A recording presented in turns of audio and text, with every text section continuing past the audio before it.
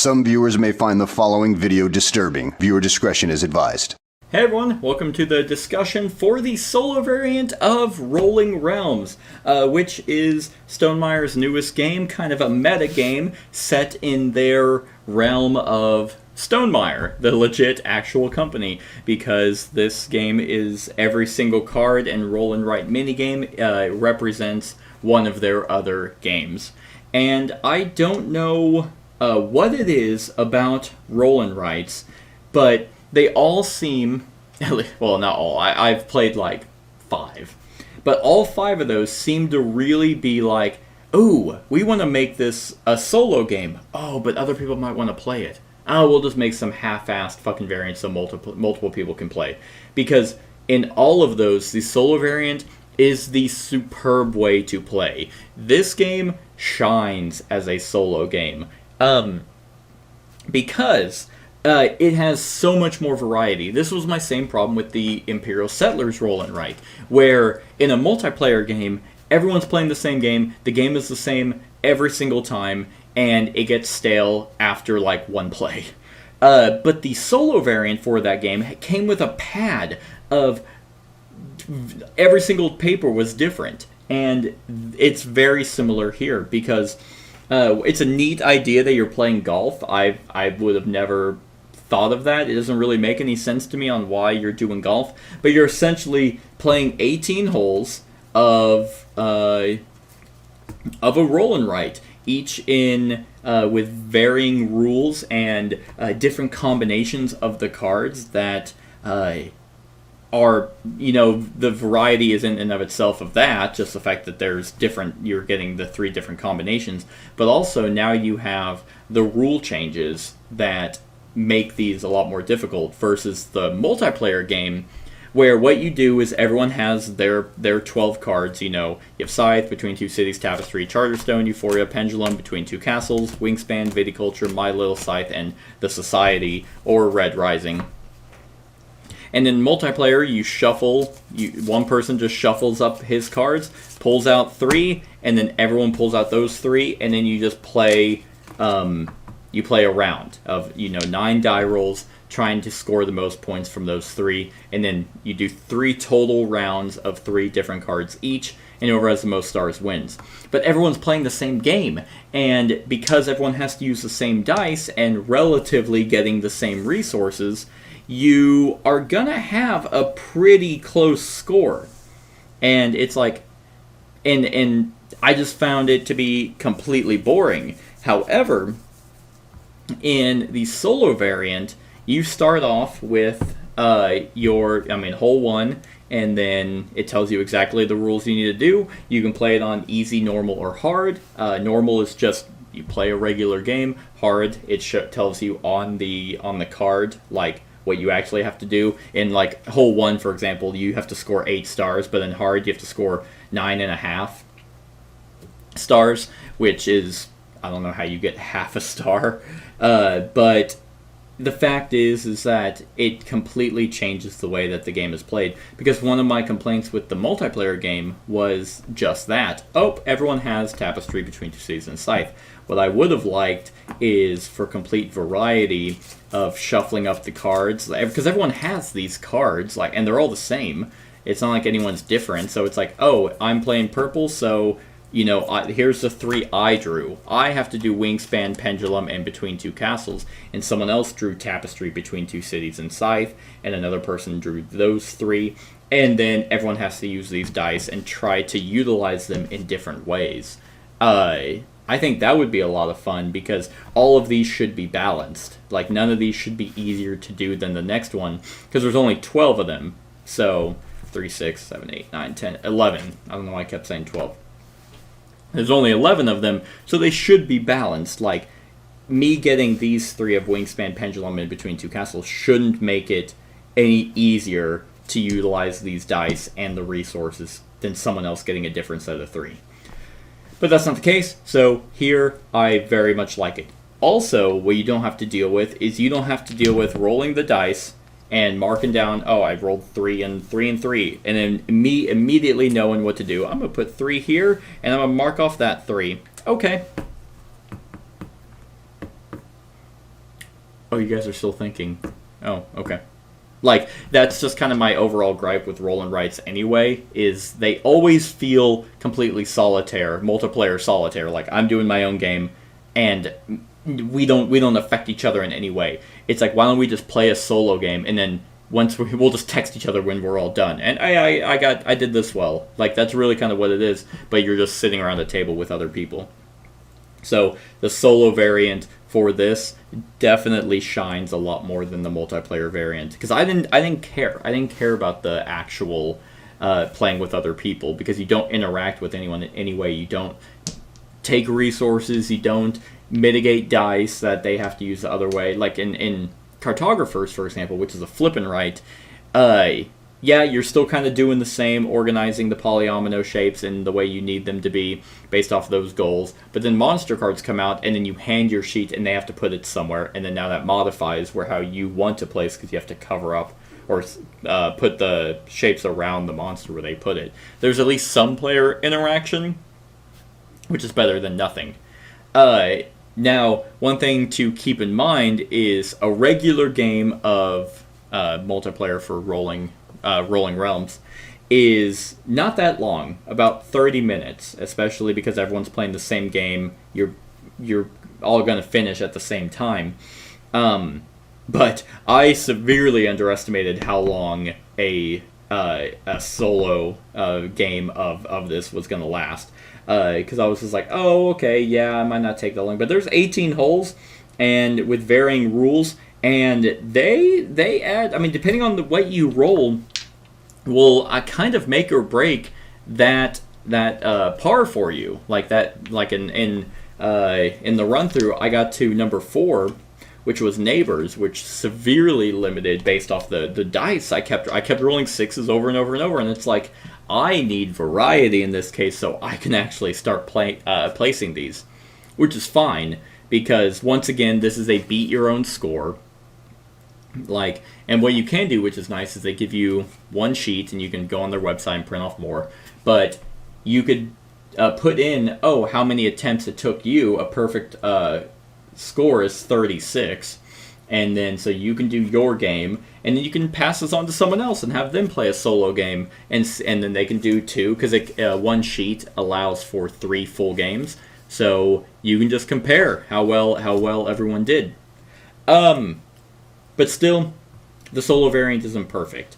With a game like this, and I've mentioned it for the multiplayer, is I think the game is extremely gimmicky. I find it very weird that it's a meta over its own company. I think that's a strange, like, hey, here's other games we got. If you kind of like this, you remember Scythe? You remember Tapestry? Why don't you go ahead and head on to our websites and go to our store to buy them? It's just very odd. It just feels businessy. Like, hey, here's a cheeky game to remind you that we have other games. I find it extremely strange. I don't like the pandemic kind of cutesiness of, oh, well, I made this game for me, and some people online, oh, hey, how about you pay money for it? Now, it's not expensive. It's like $20, and the quality is fine. You have really good markers. It comes with erase pads. I mean, every card, of course, has to be, dry erase. The dice are heavy, even though I feel like they roll 6s a lot. But they're really heavy, inlaid. The pips are hexagons, so the production quality is really good. I'd expect no less from Stonemaier. But it's still, it feels like it's a print and play game that they're now letting people, pay for it. But once again, like, all of the cards, they play, and you feel like it makes sense. This is Wingspan. I get it. It works well in a roll and write. The pendulum makes sense, and I like that. But once again, even in the solo variant, I wouldn't do this again. I think it's cute to go through like all 18 holes and be like, that was fun, but because everything is so static after you play it the one time, I just don't have an interest to come back, because hole one will always be this. It will always be Charterstone, Scythe, and Tapestry. And then you play 7 turns and you try to score at least 8. I don't know if these were designed based off of those alone, like if they had the ruling and they're like, okay, here's the 3 that work for that, or if you could do, Viticulture, Euphoria, and Pendulum and play that as the early bird. I would love to know that, because then that would give a lot of variety. Because the difficulty doesn't make it that big of a deal. Because for me, when there's difficult stuff specifically like this, I'll play it like on normal, and then I could just see, oh, I happen to do that on hard as well. I wouldn't count it as like, ooh, I'm now playing on hard. But it's like, okay, I got 8 stars on hole 1. Or I got 10 stars. Great, I actually beat this one on hard. So now I never want to do hole 1 again, because I know for a fact with that combination I have beaten it on hard, which is the next level. It would be really, really cool, though, if you had the 18 holes and the realms were, like, recommended, but you could take any combination of the 3 and then see if you can still beat that and a par 1 with the rule, like that whole rule. You might be able to. I don't see a reason why not, except for the fact that there is one in here that is precision, that says precision. Designer's tip, it's impossible to get exactly 5 stars in Tapestry. Now, that's because in that one you have Charterstone, Euphoria, and Tapestry, and maybe that designer tip could just be there to be like, if you randomly draw Tapestry, then you know for a fact you cannot get exactly 5 stars with it. But everything else, all the other 10, you can.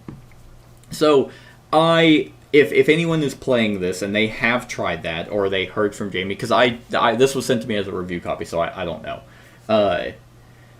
If you can just play this solo and have any combination of 3 realms and go through an entire course of just randomly drawing 3 for each course and just dealing with the rules for that particular set, then this does have quite a bit of variety. And for $20, I would recommend it then. But if not, if these as a solo variant are very static and you have to play with those and you have to do that rule, then I don't really see a reason of ever getting it. Especially if, once again, like we said in the multiplayer review, so go check that out if you want to know what it's like as a multiplayer. But if you don't like Stonemaier games, I can't see a reason to buy this. Like, one, you're not going to anyway, but if you're like, no, I like roll and rights, but I really hate Stonemaier for one reason or another, this is it's just a very on the nose. It's so bizarre. It's like people who review their own games highly, and it's like, it's just so biased. I just don't get it. It's very weird to me.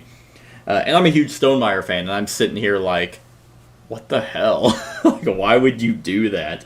Why couldn't you just make 11 cards of different things? It's cute. I mean, I'm a huge fan of Stonemaier, so it kind of works once.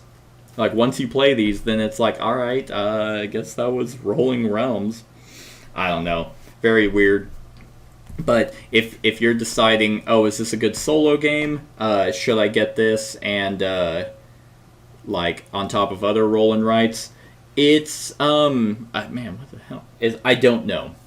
Like, I'm not the best person to ask for suggestions on roll and rights, because I don't typically go for them. But it's cute. I just don't know who the market is. It's so slim. It's such a slim market. You have to find someone who really likes roll and rights and happens to like Stonemaier games as well. And also, once again, the solitaire is it's a superior way to play this. Like, I would play this. I would keep this. Put it this way.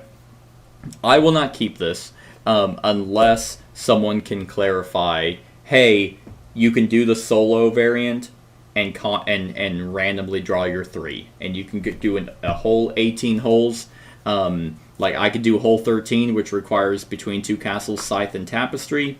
And if I could do that with pendulum, Charterstone, and viticulture, and it would play out, it wouldn't be impossible.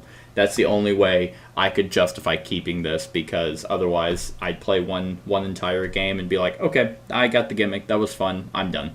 So, yeah, that's Rolling Realms, the solo variant. On a scale of 1 to 10, I'll give it a 6. I think it's a slightly above average solo variant. It's cute. There are just some decisions. It's difficult. The production quality is all there. Like even after playing on these multiple times and erasing, it's not like staining, which a lot of games like this do. And I guess for $20, and if you're a Stonemaier fan, then you got a game. But that's my thoughts on the solo variant for Rolling Realms. Let me know what you think of the game in the comments below. Other than that, like, comment, share, and subscribe, and have a wonderful whatever time of day it is for you. Hey everyone, thank you for watching, and I really hope that you enjoyed the video. If you would like to see more of my content, go ahead and click that subscribe button and the bell to be notified whenever I upload any new content. If you feel like supporting the channel, you can go ahead and click that Patreon link to be taken to my Patreon, and any help is truly appreciated. Other than that, stick around for any other run-throughs or reviews or cool top 10s or whatever I feel like putting on. Other than that, like, comment, share, and subscribe, and have a wonderful whatever time of day it is for you.